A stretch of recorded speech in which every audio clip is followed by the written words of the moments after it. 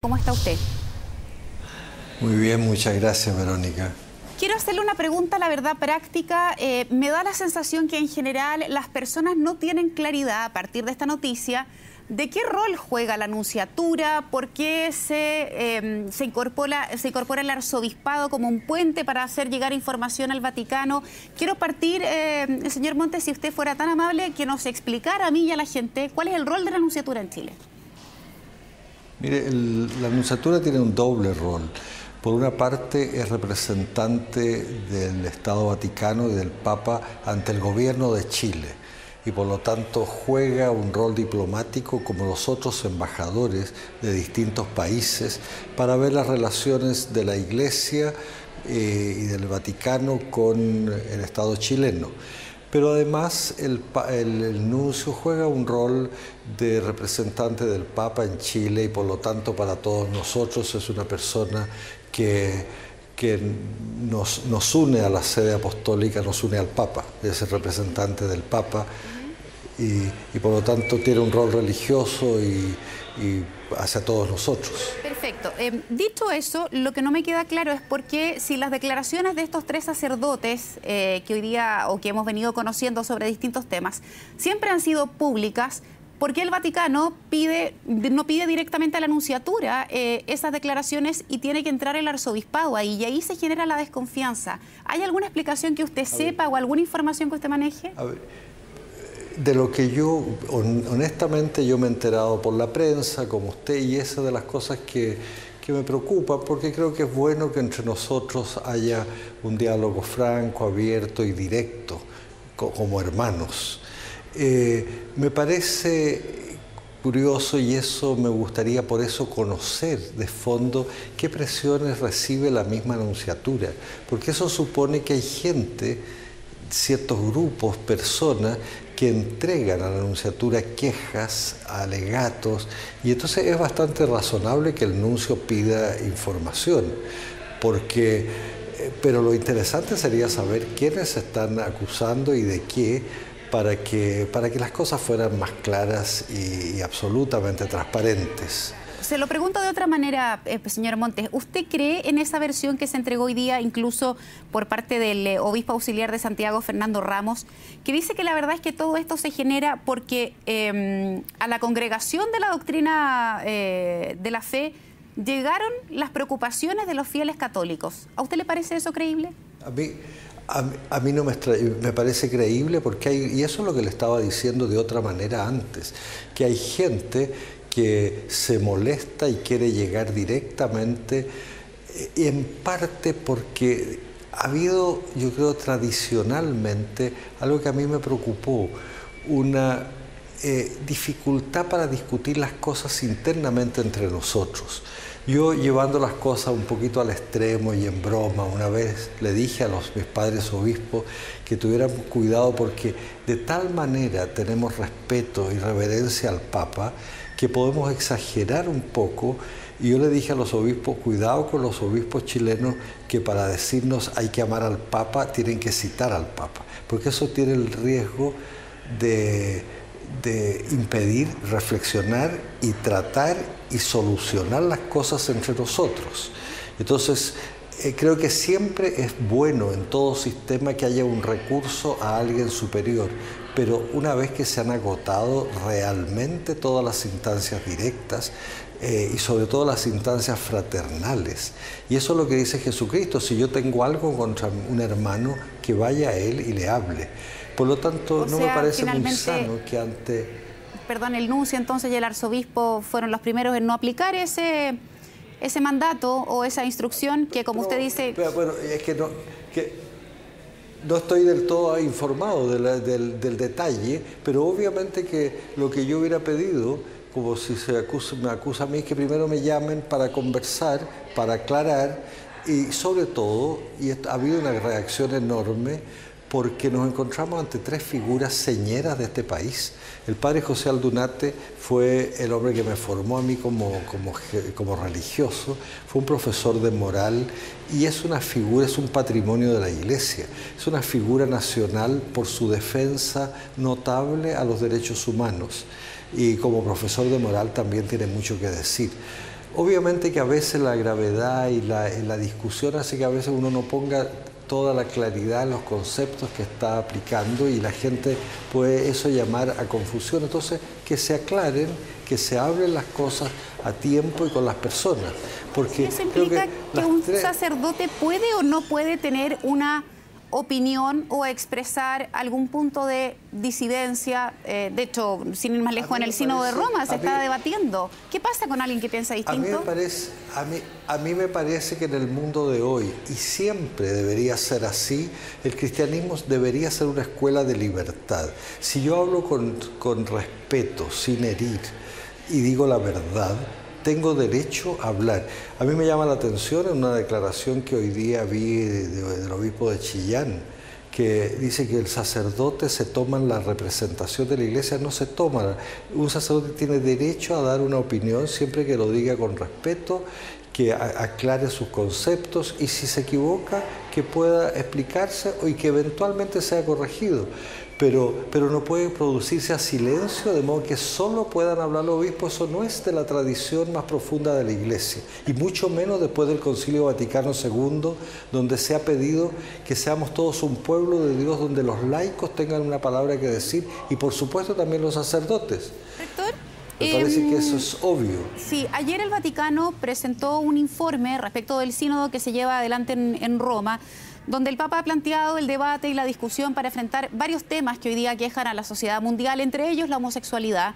Y una de las conclusiones que da este informe emitido ayer dice que en este documento señala que los obispos reconocen que los homosexuales tienen dones y cualidades para ofrecer a la comunidad cristiana.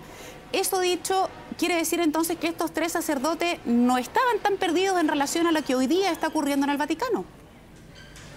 Obvio que no. Si es de las cosas evidentes que hoy día eso se está discutiendo. El problema de la Iglesia es enfrentar una cultura que también la está enfrentando el país. Todos los grandes problemas de los cuales hablaron esos sacerdotes son problemas que nos afectan como sociedad. Y entonces se ve que este problema es mundial y lo están discutiendo. Lo interesante es que precisemos bien. Yo puedo perfectamente pedir que un sacerdote sí tenga cuidado en el uso correcto de sus palabras, de modo que pueda evidentemente no prestarse a confusiones. Por ejemplo, yo puedo pedir que se bendiga a una pareja homosexual. Bendecir es desearle que Dios lo proteja, que Dios lo ayude. Usted ha visto que el día de los animales, el día de San Francisco de Asís, se llevan hasta las mascotas a la iglesia de San Francisco para que Dios las bendiga. ¿Cuánto más a un ser humano?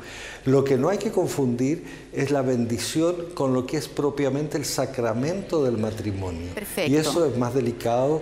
Y ahí entonces creo que tenemos que tener cuidado en el lenguaje que usamos, pero en el fondo esos sacerdotes han dicho: cuidado, dos cosas.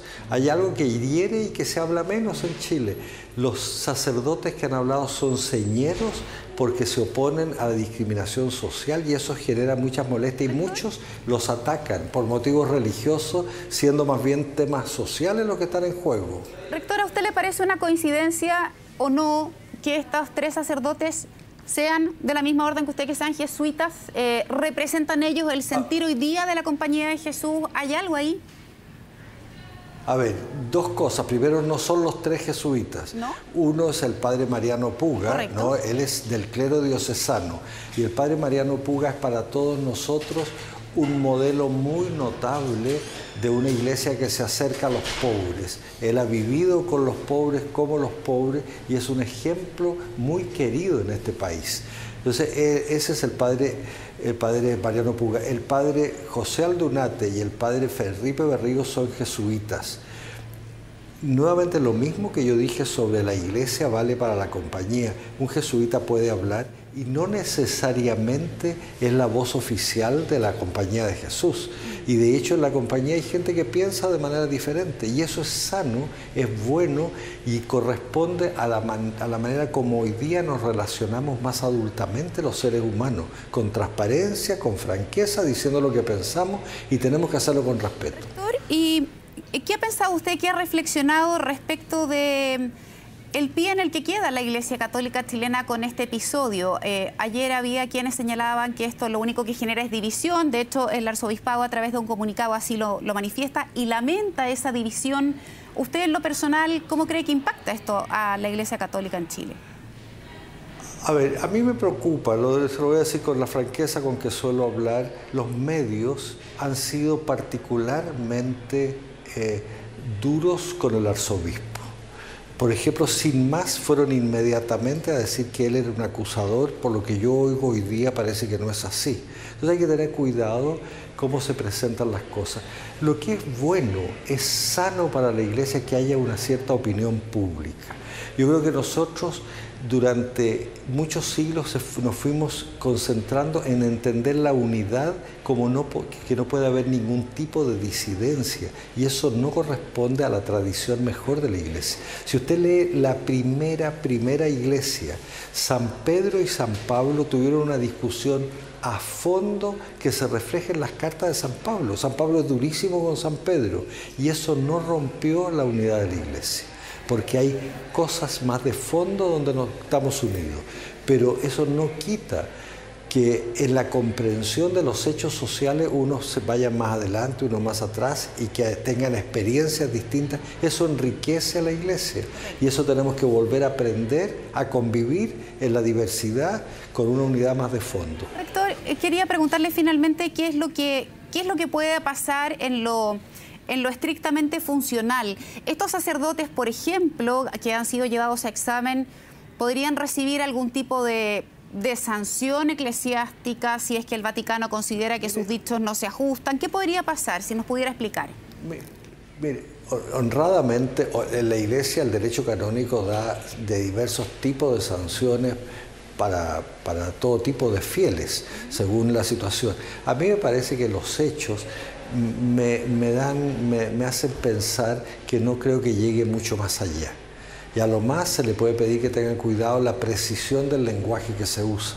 Pero ninguno de ellos creo que si se afina su pensamiento, esté diciendo algo que se opone radicalmente a la Iglesia. Pero sí, la autoridad con razón, si ve que hay algo que se presta a malos entendidos, podría perfectamente pedir una aclaración.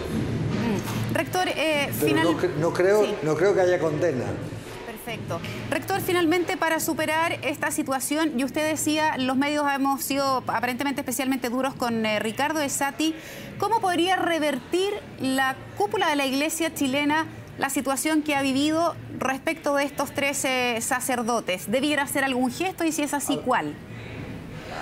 A ver, yo creo que es interesante, primero, que haya mucha transparencia en la Iglesia, que vayamos aprendiendo que las cosas hoy día tarde o temprano se hacen públicas y que podamos aprender de eso y que al mismo tiempo se les siga dando todo el apoyo que han tenido ellos y el reconocimiento que a mí no me cabe la menor duda que en el seno de la enorme mayoría de los cristianos va a continuar hacia esos sacerdotes.